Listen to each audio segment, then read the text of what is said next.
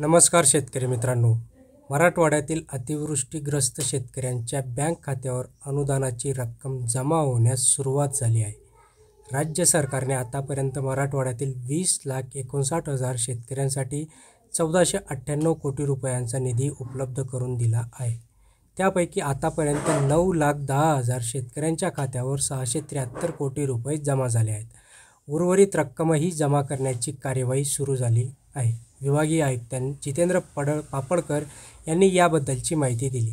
आता समजून घ्या शेवटपर्यंत, म्हणजे कशा पद्धतीने ही माहिती आणि ही जी काही मदत आहे ही शेतकऱ्यांच्या खात्यामध्ये मिळते. म्हणजे जे काही शेतकरी इथे अजून वंचित आहेत त्यांना ही माहिती उपलब्ध आणि त्यांच्या ही माहिती कामात येणार आहे. मराठवाड्यात यंदा पावसामुळे शेतकऱ्यांचे अतोनात नुकसान झाले असून सुमारे 32 लाख हेक्टरवरील पिके बाधित झाली. याशिवाय हजारो जनावरे दगावली देखील. 100हून अधिक व्यक्तींचा मृत्यू झाला असून तसेच हजारो घरांची पडझड झाली आहे. जुलै, ऑगस्ट आणि सप्टेंबर अशी 3 वेळा मराठवाड्यात ठिकठिकाणी अतिवृष्टी झाली. त्यातील अतिवृष्टीग्रस्त भागातील ऑगस्टपर्यंतच्या नुकसानीबद्दल मदत म्हणून राज्य सरकारने मराठवाड्याला 1498 कोटी रुपयांचा निधी मंजूर करून दिला.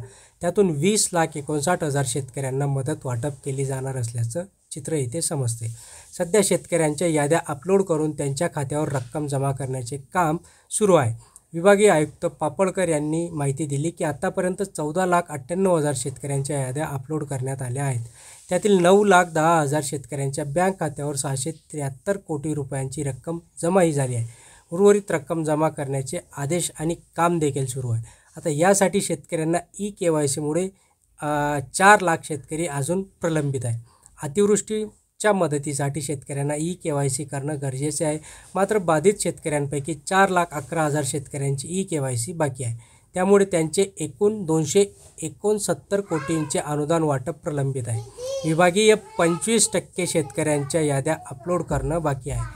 आतापर्यंत जिल्हानिहाय वाटप झालेलं आपण इथे बघून घेऊया की छत्रपती संभाजीनगरमध्ये 29,000 रुपये, परभणीमध्ये 30 कोटी 29 लाख रुपये, हिंगोलीमध्ये 105 कोटी 94 लाख रुपये, नांदेडमध्ये 306 कोटी 92 लाख रुपये, बीडमध्ये 2 कोटी 42 लाख रुपये, लातूरमध्ये 156 कोटी 68 लाख रुपये, धाराशिवमध्ये 71 कोटी 41 लाख रुपये, एकूण अशी 673 कोटी रुपयांची 73 कोटी 75 लाख रुपयांची रक्कम इथे जमा झाली आहे. आता ह्याच्यापैकी जर विचार केला तर